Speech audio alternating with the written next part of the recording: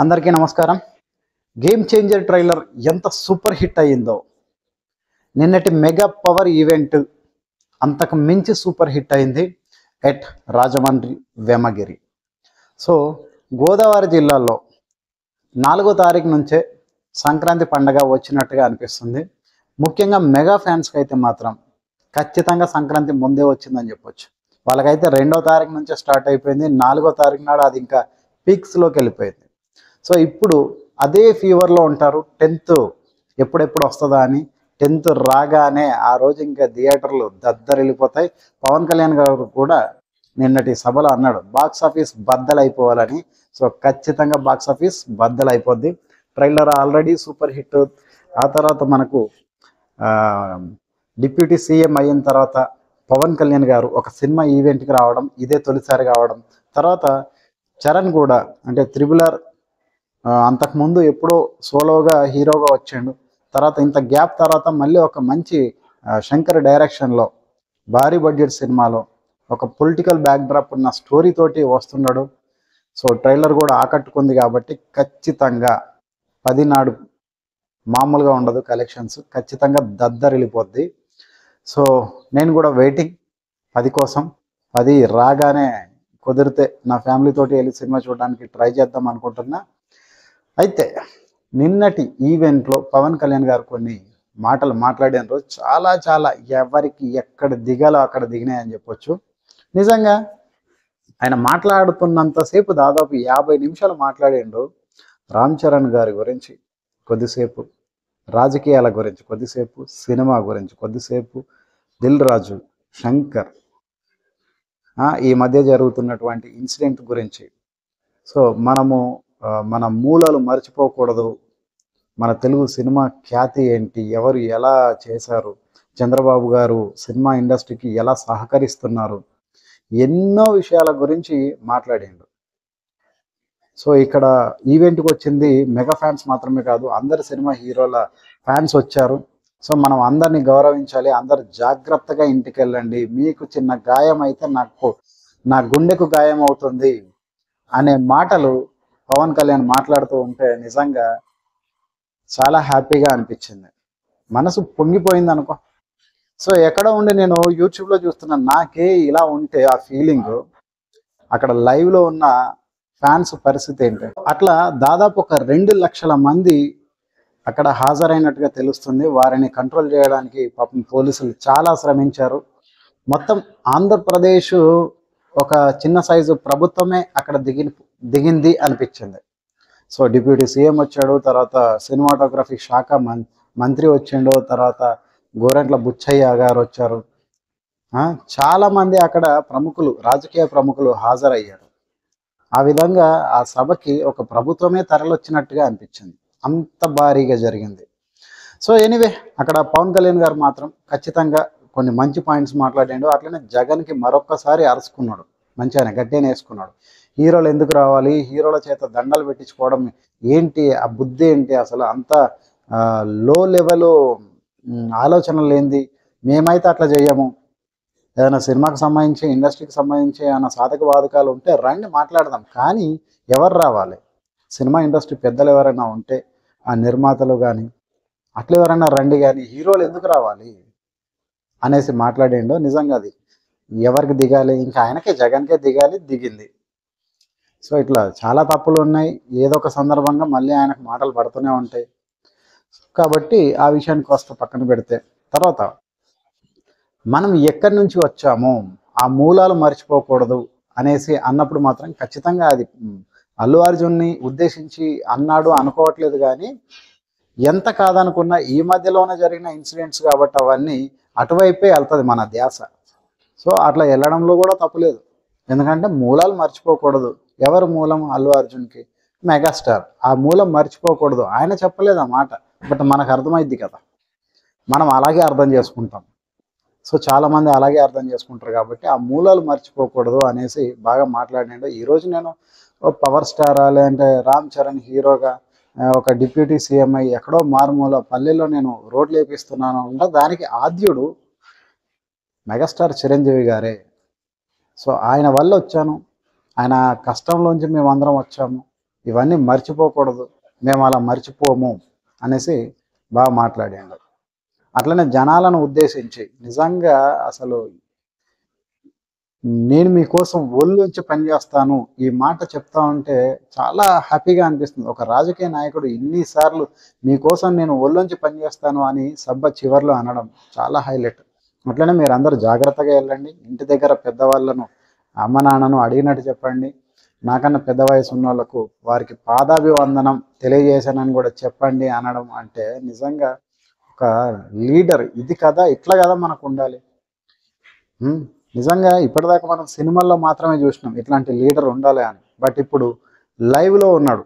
Andhra Pradesh Pithapuram MLA, so AP deputy CM హోదాలో లైవ్లో మనకు కనిపిస్తున్నాడు. సినిమాలోంచి బయటకు వచ్చి ఒక మనిషి ఎలాగైతే ఉండాలో అలాగా ఉన్నట్టుగా మనకు అనిపిస్తుంది.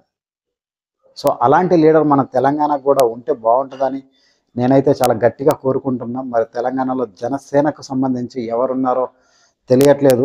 సరే, ఆ వీడియోలో మళ్ళీ మాట్లాడుకుందాం. ఎనీవే, నిన్నటి పవన్ కళ్యాణ్ గారి మాటలు చాలా బాగా మాట్లాడిండు. సో రామ్ చరణ్ విషయం గురించి మా బంగారం అని, చాలా ఎంత ఎదిగినా ఒదిగి ఉండే లక్షణం ఉన్నవాడని, రామ్ చరణ్ అనే పేరు మా నాన్న పెట్టిండని, చాలా ఆలోచించి ఆ పేరు పెట్టిండు. రాముడి పాదాల దగ్గర, రాముడి చరణాల దగ్గర ఉండేవాడని, ఎంత బలం ఉన్నా కూడా తన బలం తనకు తెలియని వ్యక్తిగా హనుమంతుడు ఎలాగైతే ఉంటాడో అట్లనే ఇప్పుడు రామ్ చరణ్ కూడా ఎంత ఎదిగినా ఒదిగి ఉండేవాడని బాగా మాట్లాడాడు. మంచి భక్తి ఉన్నోడని, దాదాపు 365 రోజుల్లో ఒక 100 రోజులు భక్తితోటి ఆ మాల వేసుకొని అయ్యప్ప మాల అంటాడు, హనుమాన్ దీక్ష అంటాడు. ఇంత భక్తి ఉన్నాడు, చెప్పులు వేసుకోకుండా తిరుగుతాడు. సో ఎంత పెద్ద ఈవెంట్కైనా సరే తన మాలను ధరించే వెళ్తాడు అనేసి చాలా బాగా మాట్లాడిండు రామ్ చరణ్ గురించి. సో మంచి డాన్సర్ అని, ఇంత మంచి డాన్సర్, ఇంత మంచి నటన ఉన్నోడు అని చెప్పేసి నేనైతే అనుకోలేదు. అసలు మామూలుగా అయితే మ్యూజిక్ పెడితే కూడా ఒక స్టెప్ కూడా వేయడు. అలాంటిది ఆయన స్టెప్స్ సినిమాల్లో చూస్తూ ఉంటే ఆశ్చర్యం వేస్తూ ఉంటుంది. హార్స్ రైడింగ్, ముఖ్యంగా హార్స్ రైడింగ్ చేస్తాడైతే అసలు మామూలుగా ఉండదు, నాకే కుళ్ళొస్తుంటుంది. అంత మంచి హార్స్ రైడర్ చరణ్. నటన పరంగా కూడా రంగస్థలానికి నాకు తెలిసి జాతీయ అవార్డు రావాలి అని చెప్పేసి ఖచ్చితంగా వస్తుందని నేను నమ్మిన, బట్ రాలేదు. మరి అది కారణం ఏంటో తెలియదు, కానీ ఈ సినిమా కూడా అవకాశం ఉంది. అంత బాగా చేశాడు. ట్రైలర్ ఈరోజు ఉదయమే చూసిన, అదిరిపోయింది ట్రైలర్ అని చెప్పేసి. ఇలాగా సినిమా గురించి కూడా చాలా విషయాలు మాట్లాడిండు రామ్ చరణ్ గారి గురించి. అట్లనే శంకర్ డైరెక్షన్ గురించి, తను చిన్నప్పుడు ఆ జెంటిల్మెన్ సినిమాకి వెళ్ళానని బ్లాక్లో టికెట్ తీసుకొని, అట్లనే ప్రేమికుడు సినిమాకి నాకు తోడు ఎవరు లేకపోతే మా అమ్మమ్మని తీసుకొని సినిమాకి వెళ్ళానని ఇలాగా మాట్లాడిండు. సో అనేక మాటలు శంకర్ గారి డైరెక్షన్ గొప్పతనం గురించి, ఆయన తీసిన సినిమాల గురించి. అట్లనే దిల్ రాజు తన తొలి ప్రేమ సినిమాకి ఒక డిస్ట్రిబ్యూటర్గా అతను రావడం జరిగింది ఇండస్ట్రీకి.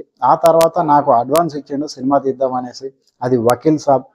ఆ వకీల్ సాబ్ సినిమా, దానికి వచ్చిన డబ్బులు నా జనసేన పార్టీ నడపడానికి ఒక ఇంధనం లాగా పనిచేసినాయి. ఆ టైంలో నా దగ్గర డబ్బులు లేవు. సో ఎలారా అని చెప్పేసి అనుకుంటున్నప్పుడు ఆ సినిమా నాకు దిల్ రాజు గారు డబ్బులు ఇవ్వడం, ఆ డబ్బులతో నేను జనసేన పార్టీని మరింత ముందుకు తీసుకెళ్లడం జరిగింది అనేసి. సో బాగా మాట్లాడింది. అట్లనే చూడండి, దిల్ రాజు గారు ఏపీని చిన్న చూపు చూడొద్దు.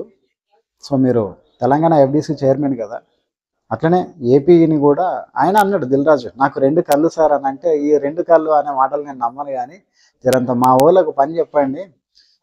చూడండి యువత ఎంతమంది వచ్చారో, వీళ్ళందరినీ చూస్తున్నారు కదా, వీళ్ళు బైక్ మీద వెళ్తున్నప్పుడు స్టంట్స్ వేస్తూ ఉంటారు. సార్ వాళ్ళ కోసం ఒక స్టంట్ స్కూల్స్ పెట్టండి, స్టంట్స్ నేర్పించండి. రాజమౌళి గారితో, త్రివిక్రమ్ గారితో ఒక స్క్రిప్ట్ ఎలా రాయాలో, ఒక స్క్రీన్ ప్లే క్లాసులు తీసుకోండి. ఒక మ్యూజిక్ ఎలా చేయాలో తమన్ తోటి, కీరవాణి గారితో ఇలాంటిగా ఒక మ్యూజిక్ నేర్పించండి. ఏదోలాగా మా పిల్లలకి ఏదో ఒక ఉపాధి కల్పించండి. సినిమా కోసం ఇన్ని సంవత్సరాలుగా సినిమాకి వీళ్ళు సినిమాలు చూస్తూ ఆదరిస్తూ వస్తున్నారు కదా, వీళ్ళ తరపున మీరు కాస్త ఆలోచించి చర్యలు తీసుకోండి అనేసి వాళ్ళ యువత తరపున, ఫ్యాన్స్ తరపున ఎంత బాగా మాట్లాడిందంటే ఇది కదా అనిపించింది. నిజంగా నిజమే. ఎన్నో సంవత్సరాలుగా తరతరాలుగా సినిమాను చూస్తున్నారు, ఆదరిస్తున్నారు, హీరోల్ని భుజాల మీద వేసుకుంటున్నారు, భక్తులు అయిపోయారు, దండలు పెడతారు, పాలాభిషేకాలు చేస్తారు. కానీ వాళ్ళకి ఏందిరా ఈ సినిమా ఇండస్ట్రీ తోటి జరిగిన లాభం అని అంటే ఏమి లేదు. సో అందుకని పవన్ కళ్యాణ్ గారు నిన్న దిల్ రాజు గారితో ఎంత మంచిగా అన్నాడంటే, అవసరమైన పాయింట్ మాట్లాడండి. ఉపాధి కల్పించండి, ఎందుకంటే ప్రభుత్వ పరంగా ఉపాధి లభించడానికి కాస్త టైం పడుతుంది.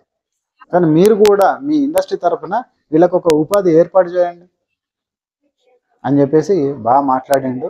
చాలా వాల్యుబుల్ పాయింట్ ఇది మాత్రం ఖచ్చితంగా. అట్లా అనేక విషయాల మీద పవన్ కళ్యాణ్ ఆ సభలో మాట్లాడుతూ అందరిని ఉద్దేశించి 50 నిమిషాల పాటు చక్కటి స్పీచ్ ఇచ్చిండు. ఆ విధంగా సభ విజయవంతం అయ్యింది.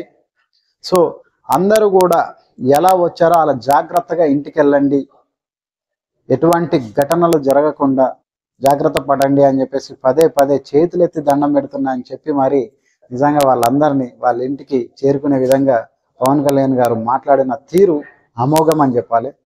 నాకు ఇంకా బాగా అంటే బాగా నచ్చిన హైలైట్ ఏంటంటే, ఆ సభలో పవన్ కళ్యాణ్ గారు తన ఫ్రెండ్ ఎస్జే సూర్య గారిని హగ్ చేసుకోవడం, మంచిగా మాట్లాడిండు చాలాసేపు.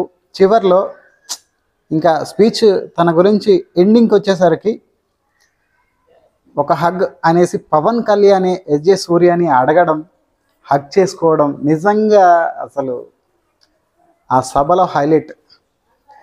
పర్సనల్గా నాకు కూడా చాలా హ్యాపీ అనిపించింది. ఎందుకంటే ఎస్జే సూర్య గారు ఈ మధ్య మన తెలుగు సినిమాలతో చాలా బిజీగా ఉంటున్నాడు. ఆ బిజీగా ఉండి ఆయన ఏ ప్రెస్ మీట్కి వెళ్ళినా, ఏ ఈవెంట్కి వెళ్ళినా కూడా పవన్ కళ్యాణ్ గారి గురించి అడిగినా అడగకపోయినా my friend Pawan Kalyan is the deputy CM of Andhra Pradesh అని పవన్ కళ్యాణ్ గారి గురించి చాలా ప్రౌడ్గా, గర్వంగా తన ఫ్రెండ్ అని చెప్పుకుంటా ఉంటే వాటిని మనం స్టేటస్లుగా పెట్టుకొని ఆనందించేటోళ్ళం.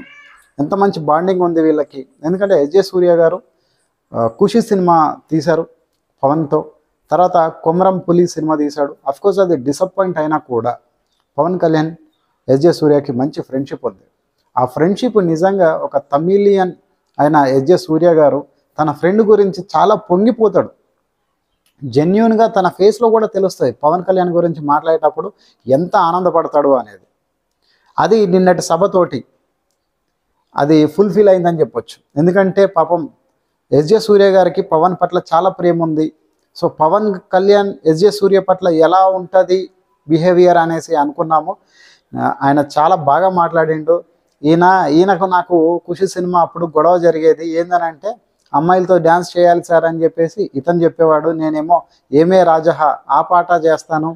ఇలాగా మా ఇద్దరి మధ్యలో జరిగేది, చిన్నగా ఫన్నీగా కంట్రవర్సీ జరిగేది మా ఇద్దరికి అని చెప్పేసి ఆ ఖుషి సినిమాకు సంబంధించిన ఇన్సిడెంట్స్ని గుర్తు చేసుకోవడం. ఈయన మంచి ఫంటాస్టిక్ ఫ్యాబులస్ డైరెక్టర్గా ఉండకుండా యాక్టర్గా అయిపోయాడు. అఫ్కోర్స్ యాక్టర్గా కూడా బాగా చేస్తున్నాడు, చాలా బిజీ అయిపోయాడు. ఆయన కూడా అనేవాడు, నేను కంప్లీట్గా ఒక యాక్టర్గా వెళ్ళాలనుకుంటున్నాను అని. ఆయన డ్రీమ్ అయితే ఫుల్ఫిల్ చేసుకున్నాడు. సూపర్ అని చెప్పేసి మాట్లాడడం, చివర్లో హగ్ చేసుకోవడం నిజంగా అసలు చాలా బాగా అనిపించింది అది. సో అదొక మంచి హైలైట్ అని చెప్పొచ్చు. అట్లనే ఏపీలో ఎన్ని లొకేషన్స్ ఉన్నాయి, చాలా లొకేషన్స్ ఉన్నాయి. మా గోదావరి జిల్లాలో అయితేనేమి, ముమ్మిడివరం అయితేనేమి, అటు విజయనగరం దగ్గర పార్వతీపురం, అరకు, ఇవన్నీ కూడా గుర్తు చేసి, కడపలో ఉన్న ఏదో కోటనో ఏదో చెప్పాడు పేరు, అవన్నీ కూడా మంచి మంచి లొకేషన్స్ ఉన్నాయి. మీరు షూట్ చేయండి, ఇక్కడ ఉపాధి కల్పించండి మా వాళ్ళకు కూడా, ఇక్కడ మంచి లొకేషన్స్ ఉన్నాయి, వాటిని గుర్తించండి అని చెప్పేసి సినిమా ఇండస్ట్రీకి తెలియజేసే ప్రయత్నం చేసిండు. ఆయన ఒక డిప్యూటీ సీఎంగా మాట్లాడిండు, ఒక సినిమా హీరోగా మాట్లాడిండు, ఒక రాజకీయ నేతగా పరిపూర్ణంగా బ్యాలెన్స్డ్గా మాట్లాడిండు. చాలా హైలైట్స్ ఉన్నాయి. సో వీడియో ఇంకా మాట్లాడుతూ ఉంటే ఇట్లా పెద్దగా అయిపోతుంది కాబట్టి ఇక్కడికి ఆపేస్తున్నా. సో అది విషయం. గేమ్ చేంజర్ సినిమా 10 నాడు వస్తుంది. సో దానికోసం వెయిట్ చేద్దాం, ఎలాంటి సంచలనాలు సృష్టిస్తుందో. అట్లనే పవన్ కళ్యాణ్ గారి గురించి, మన తెలంగాణ జనసేన గురించి కూడా వీడియోలు వస్తాయి. సో మన ఛానల్ని కుదిరితే సబ్స్క్రైబ్ చేసుకోండి, వీడియో నచ్చితే లైక్ చేయండి. Thank you very much. Right, జై హింద్.